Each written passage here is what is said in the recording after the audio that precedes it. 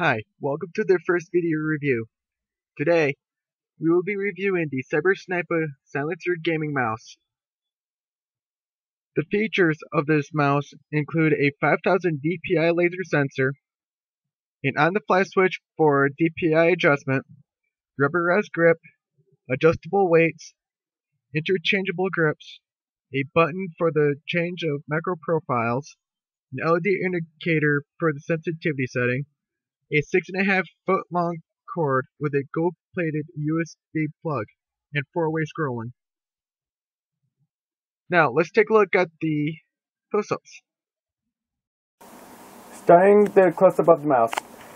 This mouse has a rubberized grip all over the mouse. There are two large Teflon feet, which I think are Teflon at least. Alright, right here is the button to change the grip and also to access your weights here. What you do is just press this button here and it will eject the weights. Let me show you a demonstration. See? This can hold up to 6 weights, I think, or 6 grams a piece. I really like having the extra weights here due to the fact that it makes the mouse heavier, which is the way I like my mice. So, now let's get this put back in and the grip put back on. This is the grip that this is one of the 2 grips that do come with the Snipa Silencer Gaming Mouse. And there is another one included, which I'll have a picture at the end of the video for what the package contains. Alright, now let's take a closer look at the buttons. Right here is your scroll wheel, which is capable of going up and down, left and right scrolling. And this is one of the other buttons that you can use for gaming and also other uses. These 2 buttons right here, this button right here, the mode button, is used to change to different profiles within the software. The lift button, which I think is used to calibrate the mouse to work on different types of surfaces. So basically what you do, see if your cursor starts to stick, hold the lift button down and wiggle until the LEDs have finished flashing. And then after that, let go of the lift button and everything's all good. You also have the left and right mouse button and the 2 side buttons. This is the 6.5 foot long cord with a gold-plated USB plug-in.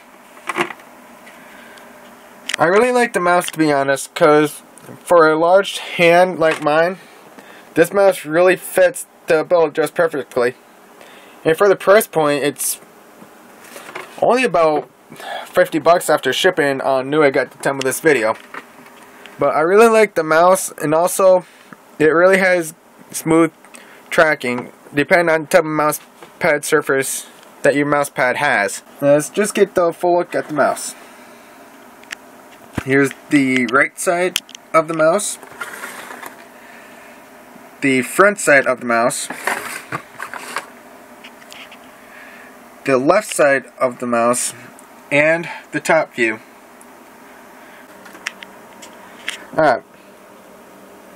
Now, when I go to switch modes, let me get focused here. Now watch the LED turn red. There we go. Alright. Now, the red LED is for profile 1. The green LED is profile 2. The blue LED is profile 3. The light greenish of the LED is profile 4. The purple LED is profile 5. The turquoise color LED is profile 6. And the plain black is profile 7. Alright, now let's take a look with the lights off. Alright, now that we have all the lights off, we can now get a better glimpse of the mouse at nighttime. Right, you see how it pulsates? I really like that idea. you can also see that there's also two pulsating LEDs in the front of the mouse too. This mouse is pretty good for nighttime gaming. Alright.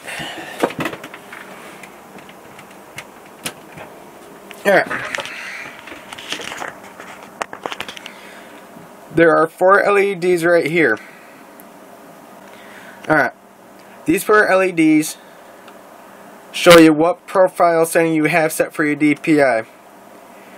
The main defaults within the software for the first LED active would be 900 DPI.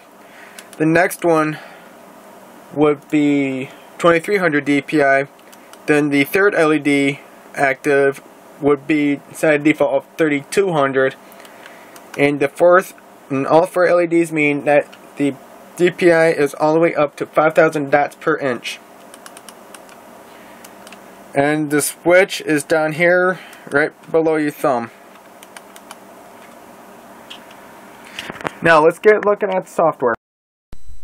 Okay, looking at the software here, the current tab I have open is the DPI in Tools. This is where you basically go to adjust the DPI settings within the software. Now, in case you wonder what this little bar is here where my cursor is, it's the little toggle so you can adjust the axis, well I should say the axis to a different DPI. So, see what I did here? I set the x-axis for 100 DPI and the main y-axis set for 4100, excuse me. But I really like having this feature.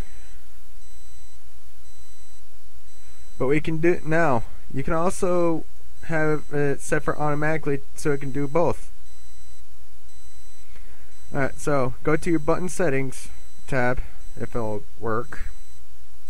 Okay. Now this is where you go to record all of your macros. Because seeing you are able to create different types of macros. And also,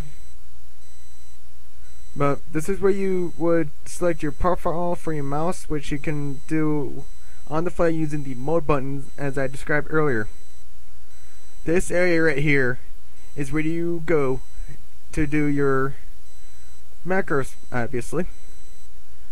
I really find this software to be pretty useful and also easy to use, but I don't use the macro settings as I have no function for that.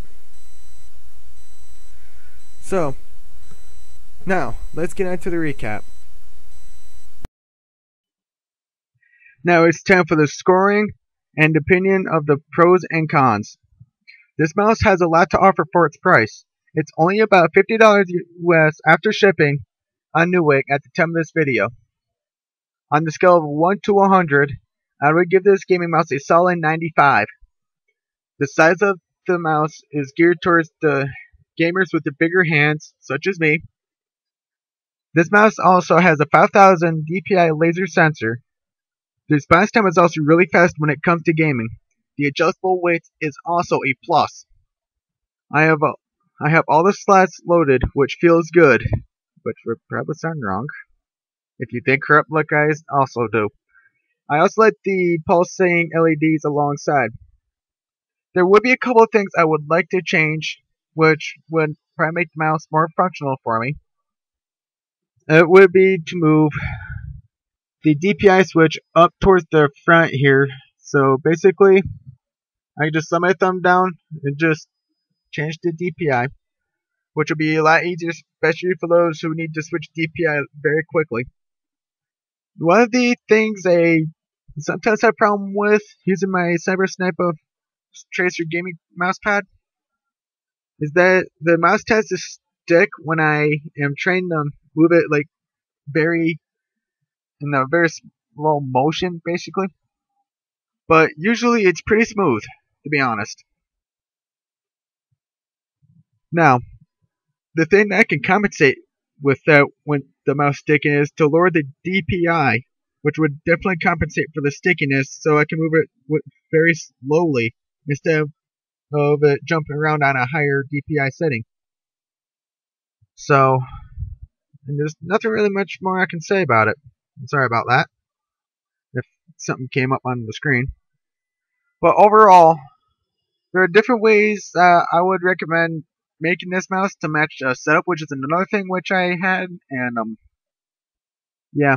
One of the things that could make some good variations is to make the LED for the pulsating feature like different colors. Well, so basically different versions, which is I'm trying to say. And that's basically that I have to go. Otherwise, this mouse definitely has a very good bang for the buck. So, and I would like to thank Snipa for making such a very awesome mouse. I just love it too much, and the price for it is just excellent because it has a lot of offer, and it definitely competes, in my opinion, with a lot of the higher end mice, which are usually about anywhere between $70 to $100. And some of those mice don't have near as many features as this one.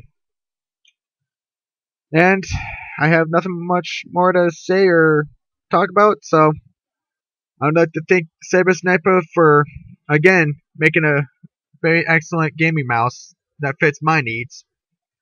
And this is basically based on my view, basically. So, and I would also like to thank everyone for watching. I do apologize for stuttering, but that's because this is my first real video review. So I will get better as I go. So I would like to thank you for watching, and you have a good day.